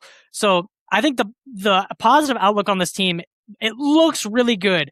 There's going to be injuries, and that things are going to go, not according to plan. Of course, it's Tottenham Hotspur, right? But I think this is the best position they've been in going into a season in probably like the last 5 years, to be honest with you. And it's crazy to say that coming off of the back-to-back 17th place finishes. But at the same time, we've never seen a transfer window like this from Spurs. The board has never gone out and shown this much ambition before. And at the same time, you unloaded a lot of the dead wood that didn't want to be there. Vuskovic didn't want to play anymore, or he didn't want to play for the club. Romero was obviously done. I don't like losing Jed Spence. I wish they would have kept Jed Spence. I was like, we're going to talk about that. Stupid cheap. And you would have wished they would have got more money out of him, but at the same time, they wouldn't have sold him if they would have thought that they were going to use him in a critical part, this whole season. So they clearly have a plan without him. So, whatever, fine. Will Lancashire they sold for, I believe, like 12 million euros. He's going to be probably the best striker in the championship this season. Certainly looks like it already. They sold Alejo Veliz back to South America. They got like 9 million for him. Ashley Phillips, Manor Solomon, and Alfie Devine are all players that they've unloaded. They've gotten off the wage books, although they weren't making a ton of money anyways. Mm-hmm. But they've got a collective like 20 million euros out of all those guys. So that's fine. And then, like I said, they got rid of Yves Basuma, and then they loaned out Radu Jagerson. So you're making way for new players to come in and kind of take the club by the scruff of the neck and turn it into something that's different than what we've known. Again, like I said, I wish they would have kept with Paulinho. I wish they would have tried to get him on a permanent. Looks like he's going to Benfica now instead. And then I wish they would have kept Jed Spence. But at the same time, I think the team is fine. And I think Roberto De Zerbi is the guy to take this team forward. So I think you're looking at a team that, kind of like Beto said, makes a lot of drastic improvement this season and gets into Europe. What level of Europe remains to be seen. Kind of also depends on the level of the other Big Six teams, because you're looking at every other Big Six team is kind of in a rebuild. They're all going through manager changes besides Arsenal. Arsenal is the only one that's not in this. Enzo Maresca and Man City, God, if that Community Shield game is anything to go by, they're in trouble. Those guys can fall down a little bit. Liverpool, I'm not bought in on Liverpool just yet. I like Areola, but we'll talk about them in a little bit. Chelsea, new leadership, bringing in 20 million players again in the summer, like they did a few seasons ago. Yeah. So God knows what their starting 11 is going to look like. Also, their preseason has been terrible. So who knows what's going to happen with Chelsea? And so, yeah, I mean, you're kind of looking in a spot here, and Man United as well now have to contend with Europe this season. They didn't have that last year. Is Man United's midfield or attack up to that kind of level? I don't know. To be able to compete while having a rotate squad, I don't know. So I think the rest of the Big Six are also under a bit of pressure this year. Dare I say, this is the perfect time for Tottenham to capitalize on that. This is the perfect chance for Spurs to capitalize. Every other team around them, while Spurs are also changing, I think have made the most positive improvements towards that change. And I think the ceiling for Spurs this season, I think they get Champions League. I think they get like anywhere from, I think, 4th to 5th place is the ceiling. No, their ceiling is like 3rd. I think like 3rd. God! What they can get up there. Hearing, bro? One word for you. El Pombo is your striker, bro. You know that's the one downside. Where are the goals coming from? Where's the goals coming from? El Pombo? Hey, bro. Like, are we just forgetting that? Assuming it's a win, they sign Cody Gakpo. Cody Gakpo will probably be that guy. I also believe that Dominic Solanke can have a comeback and a resurgence under Roberto De Zerbi. But the thing is, I believe it's possible. The thing is, you look at the other teams that are in contention with them. Like you look at Liverpool, you look at United, you look at City, you look at Chelsea. They're also struggling. They're struggling, but struggling. They're struggling, but Tottenham. Oh my God. Yes, you're right. They have strikers though. They have a team. It's who's the striker for what? Man United, Pedro for Chelsea. Man United. Are you really going to rely on Benjamin Sesko and Xerxes? No. So I think Man United and Spurs are like right here, brother. I wasn't putting them. Liverpool, honestly, up. Liverpool. I don't know, bro. I'm not convinced by Alexander Isaac or with Ikitike. Like that's no same boat as like Richarlison, almost a little bit better quality, but they're also they're in the stinker, and they're also coming off injuries, both of them. So. I think what you see from Spurs is totally unpredictable this year. You could genuinely see another bottom half finish this year, or I think you could also see like what Beto's saying. You could, I don't know. At 2nd and 3rd is maybe a little too high in my opinion. I think 4th and 5th is the ceiling to me, but I would expect them to be in at around like 6 to 8. I'm sure for them to be 3rd, bro. Nah. But I don't think Spurs are just missing out. I think Spurs are in there. The only team ahead of them is going to be Liverpool and Arsenal, I think. And I could totally see that. I could totally see that and agree with it. City are undergoing a lot of changes. A lot of people aren't high on Maresca even before he got the job. Now they lost Rodri. What's going to happen with that? And we lost Reinders, and we got Elliot Anderson in. Lose Reinders. We're getting ahead of ourselves. Coming back, just missing out. Fine. I'll give on Spurs getting Europe this season. Fine. Whatever. we'll go back to it. Just missing out, which or we is need this 2 players. Brighton, It would be. I Brentford? believe 10th place goes to Brighton. In my opinion, I think Brighton. I can see that. Will get 10th. I mean, I feel like they made some good signings, but I mean, you made some pretty strong arguments for Everton. We haven't talked about Brentford just yet. So I mean, no, but I will get to Brentford. Or if we'd No, like to have that conversation now, more than happy to talk about. I mean, Brentford. yeah, let's talk about it now so no- I can make it. Alright. We can make it Alright. because Go ahead. I'm not convinced on Brighton being. Well, then I'll I'll let you guys take the floor then for now. let's see you take your take on What Brighton. for what on Brian? Brentford. Sorry. Brentford? Okay, let me pull them up real quick. All right. Going out, we didn't have anybody significant going out. Jordan Henderson left the club. Went to Chelsea on a free. That's, I guess, somewhat significant. And then Frank Oyeka also went out. Coming in, they got, let's see, Mamadou Sangare. Sangare from Lens for 48 mil. Holy. Janique Schuster from Salzburg, center back, youngster. Jaden Anthony from Burnley. Callum Wilson is back in the Prem, baby. Oh, hell no. As a free transfer, and then let's see. I think that's it for notability. The team itself, I think, is still a good team. I don't know, man. Igor Thiago got exposed for a fraud at the World Cup, so. But I don't know how many goals did he score? How many goals did he score last year? How did he score 22 goals is crazy. But That's the what I'm system saying. the system that Ancelotti had him in, it wasn't like the system that he plays though. Like that's This is not the point him. that I wanted to make about Brentford is this system. The Brentford system is very good. And Keith Andrews is not some like random bloke that just came off the side of the street. Okay, No. He knows exactly how this Brentford team needs to set up because Thomas Frank did it and laid out the blueprint, right? This Brentford team, I think a lot of people underestimate just how much talent is in this team. And it's because they're little old Brentford, okay? Igor Thiago scored 22 goals in the Premier League last season, okay?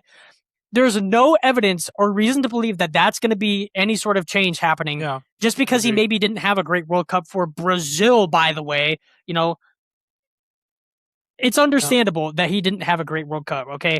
This is a guy, it kind of just made his breakthrough last year, right? A lot of people didn't know a whole lot about this guy before he came to the Premier League.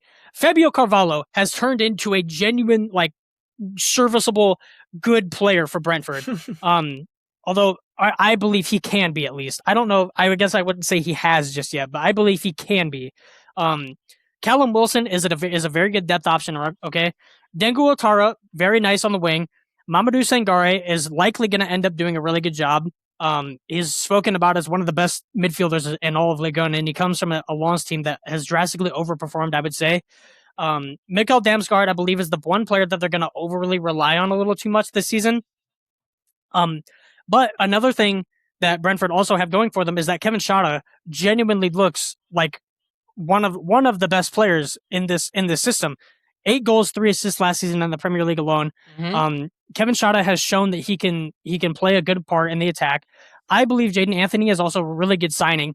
I think he adds a lot of really good depth. I think Matthias Janssen and Vitaly Jena are just as serviceable as they always have been in the system, and they're still only 28, 30 years old, respectively. I think the defense is a little more solidified. I think Coyote, very good right back. Christoph Ayer, Nathan Collins, Ethan Pinnock, all very solid center back options.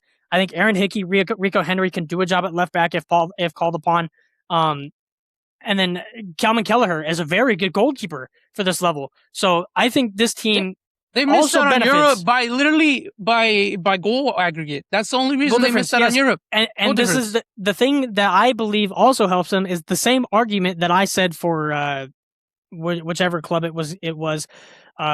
They don't have Europe to focus on. Yeah. They don't have to rotate their team. This team has very good depth options and a manager that clearly knows what he's doing.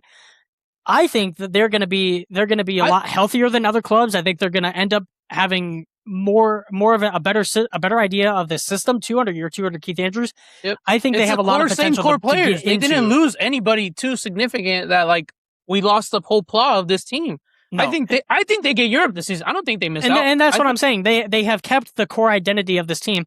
I think Brentford are like the eighth place team, and that's why I believe Brighton will drop a little bit. So I believe Brighton get 10th, Brentford get 8th, and then I think we'll probably put Everton at 9th. I was going to say the same thing. You could flip-flop Everton and Brighton for me. I think the toll of Europe will be tough on Brighton, but they'll be just enough to keep at 9th or 10th. You could flip-flop however you want them. Personally, that's how I would put it, though. So that I'll leave this up to Beato then to speak his thoughts. Beato. I'm a fan of Brighton. I'm a fan of Brighton, so I think I hold them in a higher regard, though.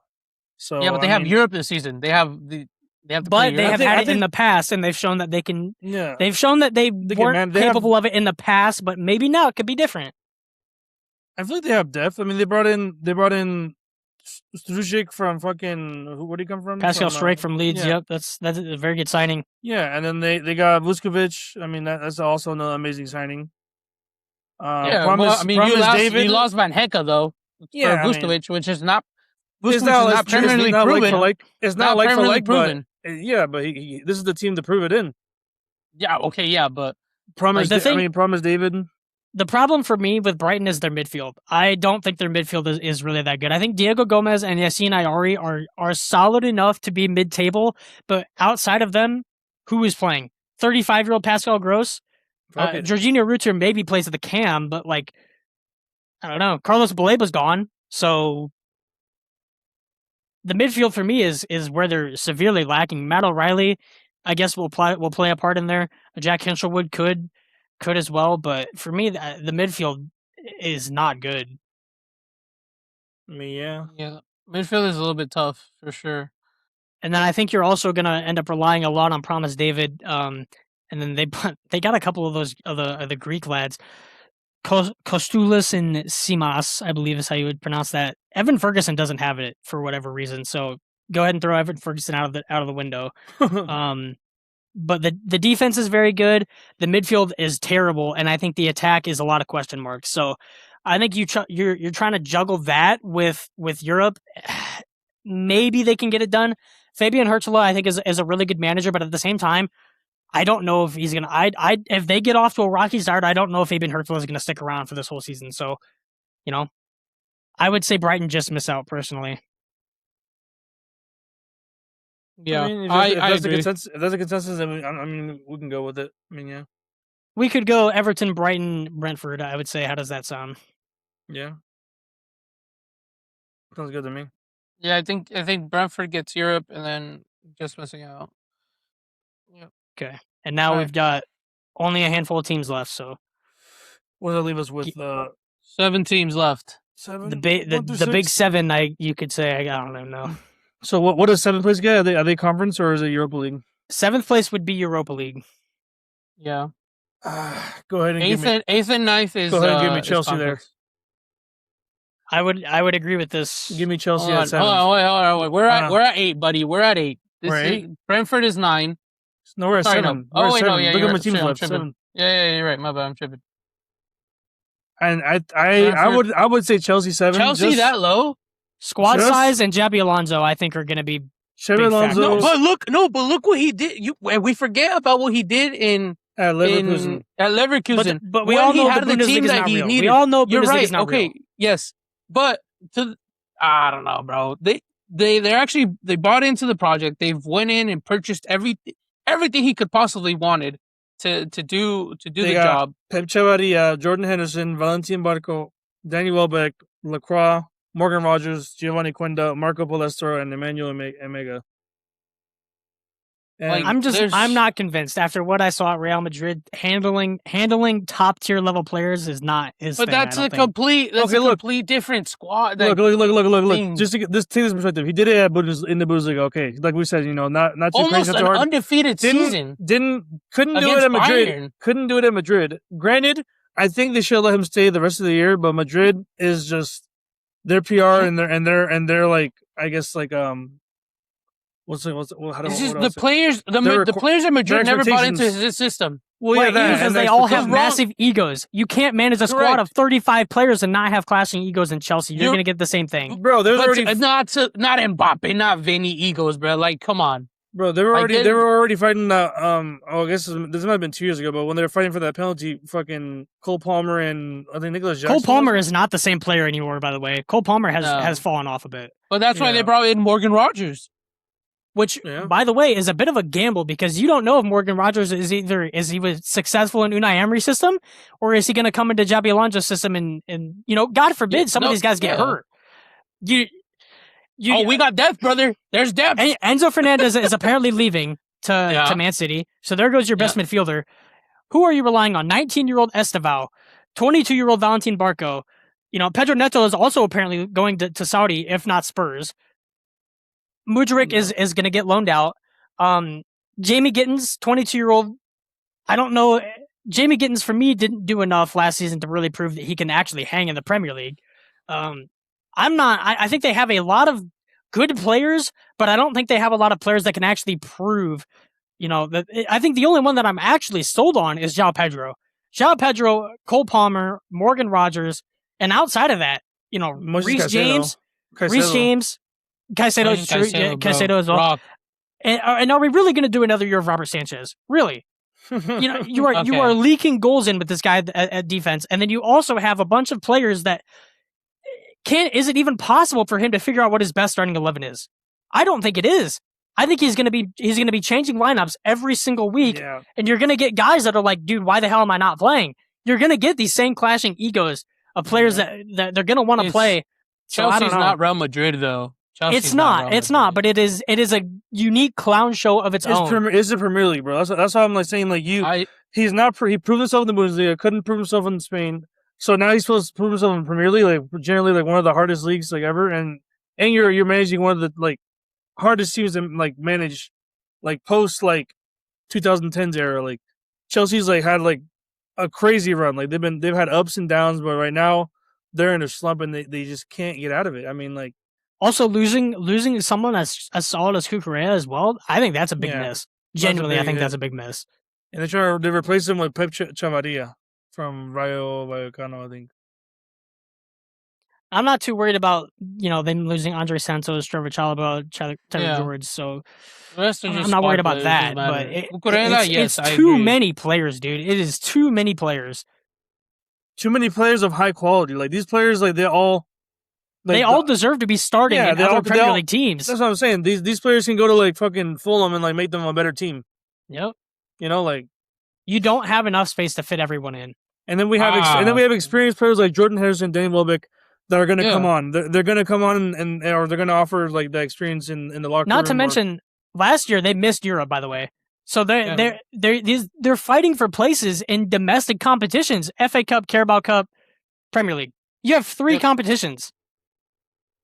But just like every other team, just like the Coys, but the Coys we put up a lot higher, where they are the Coys also in 3 competitions. There's more organization going on there. They have the Zerbi. The Coys have a plan.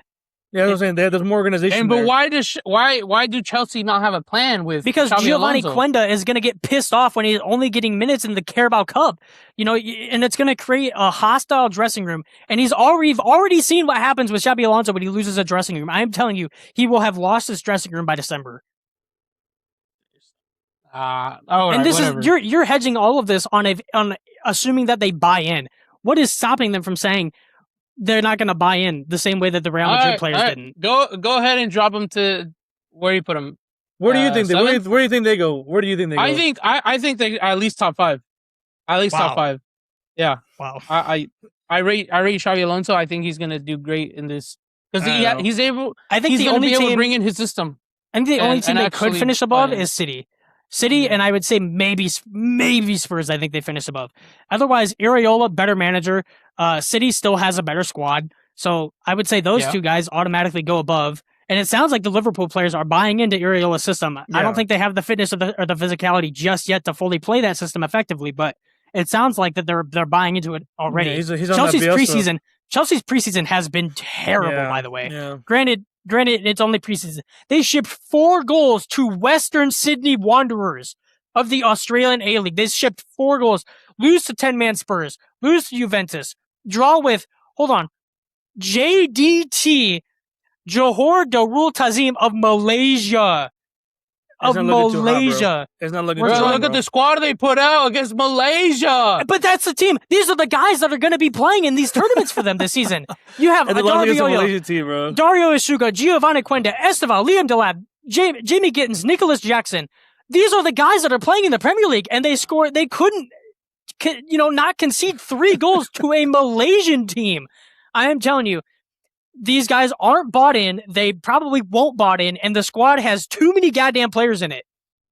I think this year is Xabi Alonso's year to. If they don't sign, Chelsea has a bad fucking rep for second to coaches. Okay, hold on. Give Okay. Xabi Alonso the second year. I'll more faith. You guys put him 7th then, right? You guys put him Yes. 7th?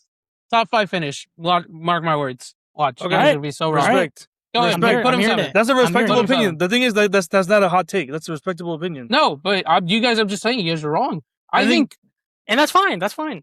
okay, whatever. We move on. 7th. I think Sixth, no higher. no. I think this is where the Kois land. I would put Man United here. I think Man United is here.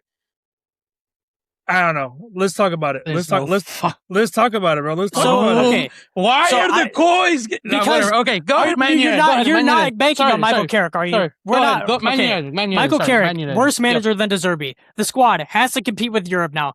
Gonna fall off physically. Yeah. Let's go ahead and look at the business they brought in. Okay, some very good signings this summer, by the way. Some very good signings. Yuri Tielemans, Andre Santos. Yep. That's it. That's all they got is Andre Santos and Yuri Tielemans. All they did was replace Casemiro. They didn't lose anybody. Granted, they didn't lose anybody. Rasmus Højlund, I believe they sold for like 45 He million wasn't euros at or the something like club that. already, but yeah. They don't care about him. But let's go through the squad here. So the attack, they get Rashford back, who you already know doesn't want to be there. Rashford has been begging to get out of this team for years now. Rashford's back, and Bomo's fat. Shesko is unreliable, same with Joshua Zirkzee. Mateus Cunha is the only player that genuinely right now has any sort of standing in this attack. Yeah. Marcus Rashford could come in and be the guy that was at Barca. Could totally happen. And then it could be a really good fit, and Bomo could get maybe a little bit healthier this season. Okay, that's fine. Bruno Fernandes, one of the best midfielders, if not the best midfielder in the Prem. That's great. Amad Diallo showed improvement last season. Kobe Minu showed improvement last season. But the problem is these guys are not at that level where they're going to be relied on to play every single week, basically. Andre Santos, 22 years old, not entirely proven yet, but could be very good. Same with Patrick Dorgu. Yuri Tielemans, outstanding midfielder, not physical enough, in my opinion, to play week in and week out. He will need to be rotated at some point, or else he will get injured again. Yes. And then you look at the defense, Lissandro Martinez coming into the season with a knock, but he'll be fine. Mazraoui, fine. Also injury prone. Him and Mathis Delict, always injury prone. Yep, Delict, when they're healthy, they're okay, they're fine. Harry Maguire will do a job. Lenny Yoro as well gets another chance. Diogo Dallo is fine. Luke Shaw is fine. But you're looking at a lot of players. This team is, in my opinion, nowhere close to Spurs in terms of talent. I'm gonna agree with that. I'm gonna agree with that right now. But Michael Carrick is a good manager, but he is not the guy. Man United, their fans and their board know that he is not the guy. They're gonna give him a little bit more of a chance because they have no reason to doubt him yet. But I'm telling you, the moment results start to drop off of this Man United team, he's getting fired ASAP, and they're gonna look for someone else to bring in. So I don't think this team has the quality that they need to actually do it. And I understand you have the same concerns about their attack that you have with Spurs, and you would probably say that their attack's better than Spurs, and to that I would agree. I would say that Cunha by himself probably makes Man United's attack better than Spurs. Forgetting about player of the season, by the way. Okay, so let's look at Cunha and Fernandes. Who else does anything in this team? Rashford just came back from 25 goals. Rashford could. And in a different league. He doesn't want to be. And the thing is, he doesn't want to be here. He's gonna have that. If he stays, it's because it's not gonna be forced, but it's gonna be like there's no move. Right, there's no move going on for him. Right, so he's gonna show up. He's gonna show up moseying around training every day. He's back into buying it because if he wanted to move, he'd push for a move again, just like he did in the nobody the wants past him, seasons. bro. Nobody wants him right now. No one's gonna. It's because his wage bill. I mean, we saw at Barca. His wage is too high. Okay, but if for a team to take a there's chance difference, and nobody wants him. As to where we would hear that he's being shopped around. He's not even being shopped around because he's bought into the system. He's going to try to go back in. Attack by themselves. Let's say Bruno Fernandes gets hurt. What happens? Because But you're we're living Tielemans, then in the what ifs. We're living in the what right? ifs. But you're then. saying Like, the same thing that's about not Spurs. what Then we're- you're talking the same what ifs about Spurs. No, you guys are doing the what ifs of Spurs. What if Spurs could do it? What if you guys? I'm not. I'm looking at what Spurs have right here. I'm not living on the what ifs if somebody gets injured. What if somebody goes through and has a great season? I'm looking on paper, and if I have to rely on Pombo to score all my goals and Solanke, you're what if? Oh, what if he could do it again? What if he gets back in form? That's No. not a what if. That's Look- a I believe. I think that's Okay, different. I that's believe it. he Okay, can. you That's like believe. that's the only argument that Same that thing as a what Spurs- if. I believe it's the same thing as a fucking what You if. just can't sit here and tell me that a midfield. Let's put Fernandez in here. A midfield of Fernandez, Tielemans, and what? Andre Santos. God forbid you put Manuel Ugarte in there. Is better than Madison, Tonali, and Fernandez. I refuse to believe that midfield Fernandez is This is been- where this is where Fernandez, who has been relegated twice, by the way, and has been the best player every time. and it's just okay. look. Do you think you take that three over the Man I'll United take three? no. Okay, look. I'll take a duo of Andre Santos. Of No. Santinelli. Answer Matt's question. No, answer Matt's question. What three do you take? What do I take between The Andre Santos, Spurs Joe three and Tielemans? the Man United three.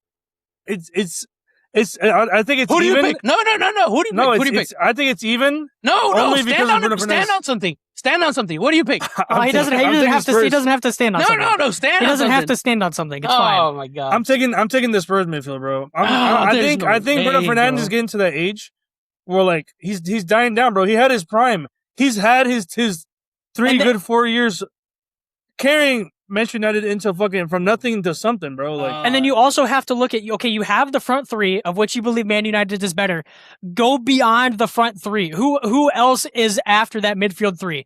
Kobe Mainu, Andre Santos. Okay, that's about it. That's about it for Man United. Spurs, Rodrigo Bentancur, totally fine. Conor Gallagher, totally fine. Lucas Bergvall, great. I'm great not gonna lie, great they're player. they're pretty similar. Like in everywhere on the pitch except defense. Defense, the Spurs has a way better defense. The goalie, I mean, I think you will see Man United struggle a bit this season. I don't think they'll be mid-table, but I think they will. They will that's fall why a little that's why bit. they're up here. That's why they're up here. That's why they are them, Spurs and like City and like Liverpool. They're all interchangeable. I feel like we're at that point. Okay. We're at that point where like these teams are all there's not much to separate them. You know, Yeah. except based on like maybe like All right. injuries and like depth and like also who's in Europe and who's not, because Spurs isn't in Europe, so you know they have a lot more to focus. Spurs They can focus on squad will domestic.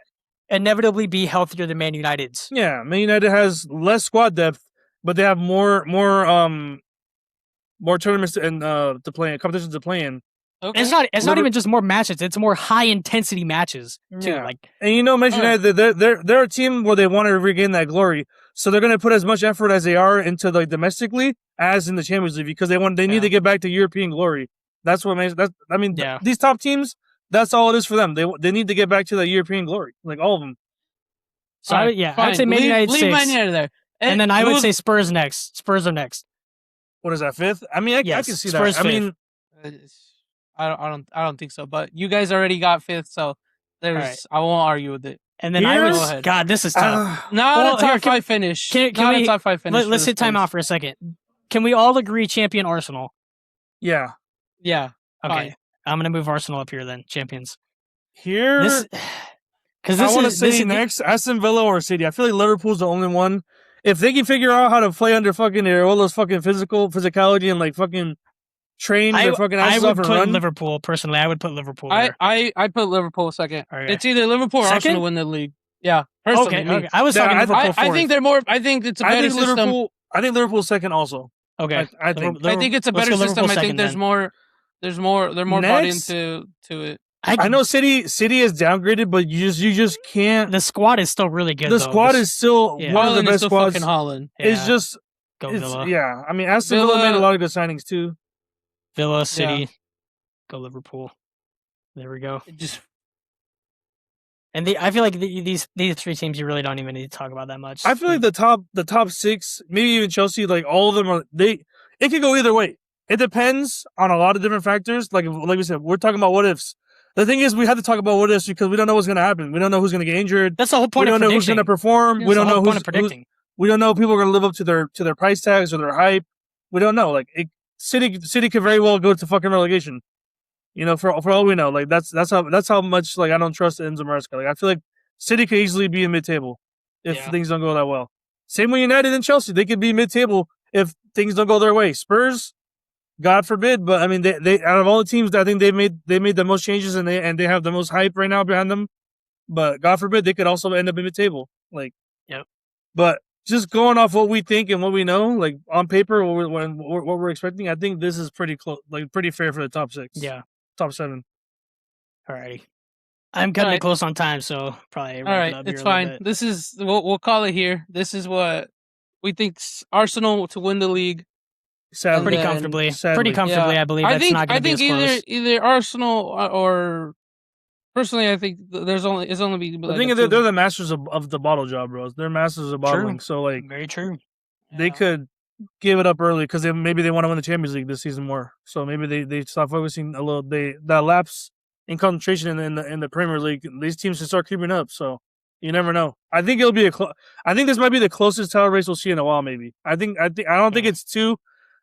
I think we're all confident Arsenal can do it, but I don't know by how much. I think Arsenal will get it comfortably. I think they'll probably win by like 10 plus, to be honest. I don't think there's much. I mean, they'll drop some points somewhere on there, but I don't think there's any team out there that will give them too much of a fight within the Prem with so much rebuilds going on. I can see this being like a 3 or 4 legged horse. That'd be sick. I would love that. Up until like maybe like the end. Obviously, we cut it down to 2 teams, but I think this is going to be a 4-legged horse race. Alrighty, it'd be sick for entertainment, but I don't think it will go down. It'd be fucking cinema for sure. All right, that is our Premier League prediction. Let us know what we got wrong. Am I tripping by fucking being raged at the coins being so high? I don't know. Let us know. We'll be back next week to review the Premier League season that kicks off this weekend. So, yeah, have a good one. Thanks for watching. We'll catch you on the next one. Peace.